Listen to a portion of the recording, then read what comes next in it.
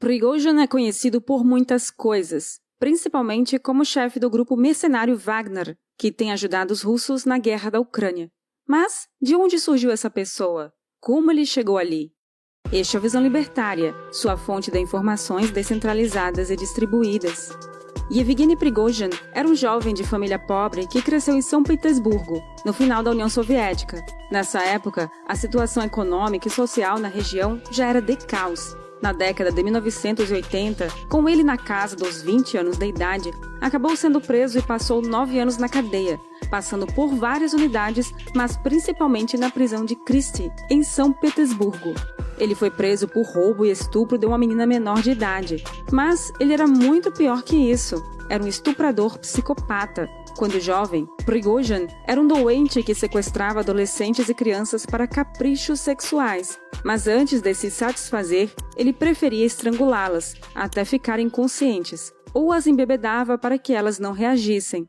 Segundo um analista do FSB, que tem vazado informações para o Ocidente, a ficha dele no FSB deixa claro características de um psicopata. Vejamos quais são elas.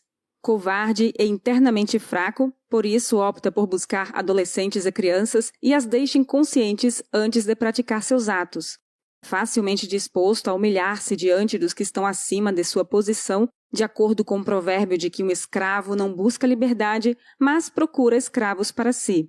Um complexo de inferioridade agudo, que é bloqueado pelo complexo de poder, e um distúrbio de personalidade narcisista parcialmente satisfeito. Psicopata obcecado por megalomania, tendência inerente ao sadismo pronunciado. Os 9 anos na cadeia não ajudaram em nada a melhorar sua psique. Ao contrário, como veremos, só o tornou mais megalomaníaco, mas sua ambição acabou servindo bem para o ramo empresarial. Quando ele foi solto, pouco depois do fim da União Soviética, ele buscou algo para fazer. Montou uma banca para vender cachorro-quente na praça em São Petersburgo. Ele conseguiu fazer sucesso, juntou dinheiro suficiente para abrir um restaurante em um barco que ficava atracado em uma doca em São Petersburgo. Isso permitia que ele tivesse custo baixo, por conta de não ter um imóvel para o restaurante. E o restaurante dele ganhou alguma fama, já que tinha bons cozinheiros e era tido como um restaurante de alto nível na região, sendo considerado um restaurante de elite. A ambição desmedida e a megalomania acabaram gerando um negócio de sucesso. Um sucesso impressionante para um ex-condenado pobre, mas até aqui ele era apenas um dono de restaurante, bem de vida, mas não rico, muito menos multimilionário. O segredo para ele chegar nesse ponto tem nome e sobrenome: Vladimir Vladimirovich Putin. Em 2001, Putin havia sido empossado presidente da Rússia e decidiu fazer um jantar com o primeiro-ministro do Japão no restaurante de Prigozhin, que era tido como um dos melhores. Putin gostou muito da comida e, conversando com o chefe Prigozhin, surgiu uma amizade genuína. Megalomaníacos psicopatas se compreendem. Pouco tempo depois disso, ele foi contratado para dirigir também a cozinha do Kremlin, se tornando responsável pela comida de Putin. Daí surge um dos apelidos dele, o cozinheiro de Putin. Mas não parou por aí. Com Putin como padrinho, a empresa de Prigozhin, Concord Catering, ganhou contratos para fornecer refeições para escolas, presídios, forças militares e a empresa tornou-se a maior da Rússia na área de catering. Ele se tornou um oligarca russo, com enormes contratos com o governo, iates, aviões e apartamentos de luxo. Tudo isso devido à amizade e confiança com Putin em si. Mas como isso chegou no grupo mercenário Wagner? Bem, a história é simples de entender. Embora tenha sido negada veementemente pelo próprio Prigozhin até bem pouco tempo atrás. O grupo Wagner, em si, foi formado por Dmitry Utkin, um neonazista sumido, que também era um ex-condenado e que reuniu uma grande quantidade de homens para ajudar os russos na invasão da Ucrânia, em 2014. Ajudou a Rússia a tomar a Crimeia e depois ajudou as, entre aspas, repúblicas separatistas de Donetsk e Luhansk. Explicamos a história do grupo no vídeo. Quem são os nazistas que estão do lado de Putin nessa guerra? O grupo Wagner, que tem esse nome em homenagem ao compositor russo Wagner, é o preferido dos nazistas. E a orientação é totalmente fascista. O nome Wagner indica outro apelido do grupo, a orquestra, e os combatentes são os músicos. O grupo sempre atuou sob orientação direta de Putin, em atividades em que a ação do exército russo poderia levar a embaraços diplomáticos, como as campanhas na África e algumas missões na Síria. Depois do início da invasão da Ucrânia, o grupo aumentou de tamanho e se tornou mais profissional. Montou um campo de treinamento no sul da Rússia que nada deixa a dever aos campos de treinamento militares russos. Como tem muito menos burocracia e responsabilidade, o grupo cresceu muito rápido. Sempre houve a suspeita de que Prigozhin estava por trás desse grupo, mas ele sempre negou isso categoricamente. Chegou a processar jornalistas russos que o associavam ao grupo por difamação. Mas, neste ano, resolveu abrir sua relação com o grupo. Assumiu que era o comandante de toda a operação, logicamente com o apoio direto de Putin. Em sua empresa de catering, Prigozhin empregava muitos ex-condenados, sendo ele próprio um ex-condenado. Isso dava a ele acesso a um recurso humano típico de soldado.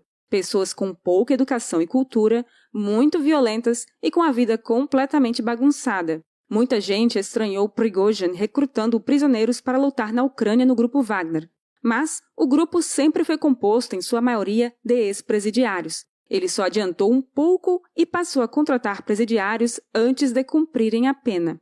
Mais que isso, os enormes contratos que a empresa de Prigozhin ganha do governo russo permitem uma sobra considerável de caixa, que é usada para financiar esse grupo mercenário.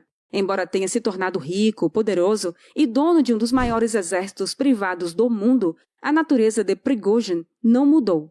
Ele continua sendo um sádico psicopata. Existem casos conhecidos em que ele convidou os mais vigorosos e experientes mercenários, que foram recomendados para se juntarem a ele em uma mesa, e imediatamente sugeriu que fizessem um ataque de demonstração, uma briga de facas, apenas para o deleite de Prigozhin. A tarefa é obviamente impraticável, mas o principal prazer de Prigozhin é o fato de que pessoas que originalmente tinham características inatingíveis para ele, coragem, audácia real e força, a seu pedido vão para o abate, como gladiadores. É essa característica, a inveja subconsciente de personalidades realmente fortes, compensada pelo poder total sobre elas, que une Prigozhin a Putin e os aproxima em um nível psicologicamente inacessível para muitas outras pessoas. Qualquer psiquiatra experiente poderá oferecer uma caracterização muito mais completa e extensa, mas talvez os traumas de Prigozhin sejam ainda maiores. Recentemente, 2 ex-condenados que supostamente teriam cumprido pena na mesma prisão que Prigozhin deram depoimentos no mínimo desconcertantes para o cozinheiro de Putin. Pior, as cadeias russas possuem uma espécie de hierarquia de importância dos presos, e esses ex-condenados pertenciam à camada mais alta, dos mafiosos. Eles mandavam nos outros presos. Grisha Moskovsky, um mafioso russo, portanto no alto da hierarquia, colocou mensagem avisando para presidiários e não presidiários russos para jamais trabalharem para o grupo Wagner, porque nenhuma pessoa decente iria aceitar matar mulheres e crianças em uma guerra em outro país. Mas pior ainda foi o apelido de Sasha Quara, outro mafioso, também no alto da hierarquia, que além de pedir para condenados não se unirem ao grupo Wagner, revelou que Prigozhin foi preso na mesma cadeia que ele e que Prigozhin era um intocável na cadeia, a classe mais baixa, que eles chamam de rooster ou galo, nas cadeias da Rússia. Um prisioneiro galo geralmente é forçado a essa posição por serem fracos ou por serem estupradores. Ninguém, nem os outros presos, gostam de estupradores. Os galos são forçados a dormir nos piores lugares da cela, próximos ao banheiro. Além disso, são forçados a fazer favores sexuais para outros presos. Muitas vezes têm até seus dentes da frente quebrados para, digamos, a conveniência dos demais presos. Sasha fala que Prigozhin é um galo e, portanto, nenhum outro preso pode obedecê-lo. Alguém que obedece a um galo é ele próprio um galo também. E ele ainda diz que Prigozhin aceitou a posição dele de galo na prisão. Ele sabia o que era e aceitava o que era. Sasha fala com a autoridade de quem, segundo ele próprio, já teria pessoalmente se utilizado de Prigozhin na cadeia. O palavreado usado no vídeo em que Sasha declarou isso é ainda mais baixo. O fato é que Prigozhin é um psicopata sádico megalomaníaco, mas que parece ter traços de submissão. Daí, talvez a confiança depositada nele pelo Putin. Não tem como nada de positivo surgir da interação desses 2 psicopatas.